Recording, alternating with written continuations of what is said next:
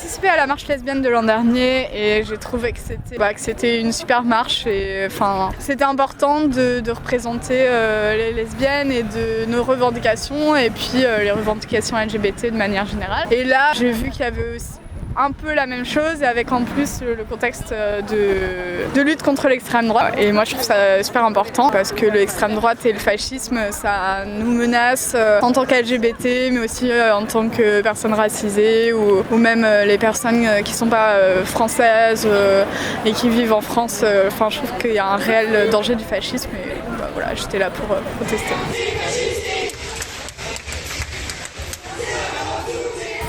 Le mot d'ordre, oui, je suis d'accord, c'est pour ça que je suis là. Le second tour, je suis hyper angoissée. J'espère qu'on n'aura pas Marine Le Pen comme présidente. J'ai envie qu'on fasse tout pour que ce ne soit pas le cas. Même si les alternatives ne me plaisent pas non plus, parce que je suis de gauche, extrême gauche même. Donc voilà, je suis vraiment pas réjouie face à ce qui se présente, mais j'ai très très peur de l'éventualité que ce soit Marine Le Pen.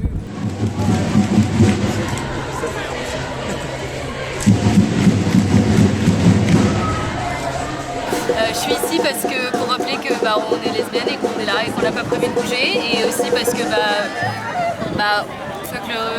le fascisme, j'ai clairement pas prévu de laisser ça passer, et parce que des fois ça suffit juste pas d'aller voter ou d'aller faire entendre sa voix sur internet. Il faut aussi être présent dans la rue et du coup on est là. Black Wrath, c'est rage lesbienne, colère lesbienne. Parce que on n'a pas prévu d'être gentil non plus, pas tout le temps en tout cas. Alors déjà je pense que juste l'identité lesbienne en elle-même a quand même ce côté déjà un peu subversif. Juste notre présence dans la rue met un peu en danger certains établis du patriarcat et c'est une certaine branche de féminisme qui a raison de se faire encore une fois entendre. Et en plus de ça, donc je suis non-binaire et les lesbiennes non-binaires, on est aussi pas toujours perçues au premier plan, voilà. Et donc je pense que c'est important parce qu'on représente beaucoup de ces identités que le fascisme et l'extrême droite essayent de faire disparaître, et par conséquent je suis là pour rappeler ça, et je ramène des gens qui n'ont pas forcément entendu parler de cette marche aussi, pour qu'on puisse vraiment tous être ensemble et aussi montrer cette unité, et cette unité qui est là aussi pour contrer cette idée de division qui règne un peu trop. Et voilà.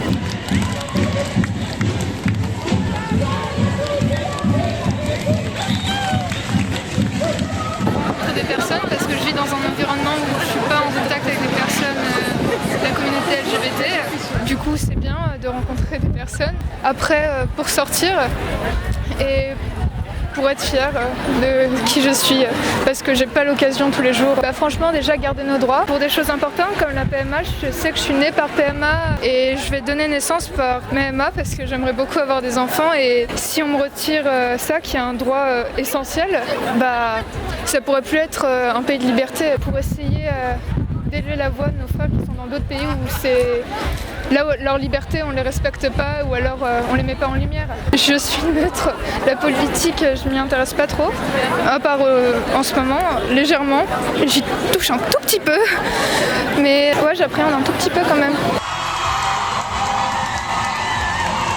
C'est à Cap, ça s'appelle vraiment à Cap. Pourquoi on est ici? Déjà parce que c'est toujours génial les moments sorores dans la lutte féministe, et malheureusement il n'y a pas beaucoup de raisons pour se réjouir en ce moment, et c'est hyper important de rappeler les raisons de la lutte et de savoir aussi le faire dans la joie et la bonne humeur, ce qui rebooste tout le monde et donne de l'énergie pour pouvoir continuer la lutte. Évidemment aussi c'est pour soutenir les causes, les élections mettent en avant une montée du fascisme, une montée du racisme et une absence quasi des questions féministes dans les débats, et aussi des questions climatiques. C'est pas forcément l'enjeu aujourd'hui, mais en tout cas littéralement rien ne va, et c'est important de montrer qu'on se mobilise, qu'on est présent, et que les idées elles peuvent passer, mais nous on ultra contre. C'est compliqué, tout type d'orientation amène à des discriminations qui lui sont propres. La lesbophobie en est une particulière qui a été notamment extraordinairement invisibilisée. Être lesbienne, c'est aussi avant tout être un acte politique, et donc revendiquer la manifestation sous le mot d'ordre lesbienne, premièrement permet une visibilisation de cette orientation qui est absolument nécessaire parce que on existe, et aussi met en avant le fait des espaces plus safe et permet en fait oui, vraiment de diffuser ce mot-là et de le rendre existant et acceptable et pour que les plus jeunes qui puissent être encore en question autour de l'orientation voient pas ça forcément comme une tare mais voient aussi ça comme une vraie identité, des moments de joie et de partage. J'ai pas le choix de pour qui je vais voter, c'est une personne pour laquelle j'ai pas envie de voter. Enfin, c'est le choix entre la peste et le cancer et le choléra en fait. Il y en a un qui va nous tuer vite et l'autre plus lentement.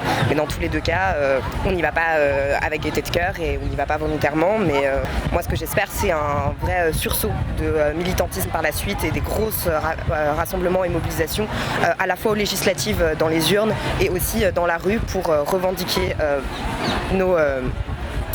nos luttes, nos voix, nos paroles, rappeler qu'on est là et rappeler qu'on se battra. Je suis porte-parole du collectif Les Grenades, donc c'est un collectif féministe qui est particulièrement axé sur l'éthique en politique, qui du coup cible beaucoup les politiques accusées de violences sexuelles. Et pour rappeler que c'est inadmissible et notamment qu'on ne veut pas de ministre violeur.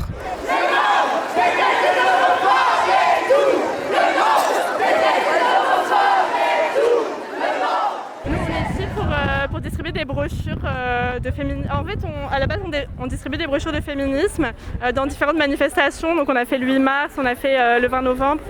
Et donc là, aujourd'hui, on fait la marche lesbienne. Donc, on a sélectionné nos brochures les plus en rapport avec le lesbianisme. On fait ces brochures à la base pour aider d'autres meufs et d'autres personnes à prendre conscience de l'oppression qu'elles subissent et de comment elles peuvent agir contre ça. Je pense que c'est important, c'est très bien d'avoir ce mot d'ordre-là.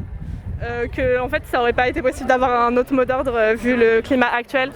Nous en tant que lesbiennes, en tant que féministes, en tant que LGBT, il faut qu'on s'unisse et qu'on s'engage contre le racisme et contre le fascisme et qu'on aille je pense au-delà de nos luttes intracommunautaires quoi. Très angoissée pour le second tour, très angoissée et il faut pas seulement voter, il faut s'engager. Toutes les lesbiennes. En tant que lesbienne, il est impossible de vivre sereinement dans une société hétérosexuelle et encore moins dans une société capitaliste.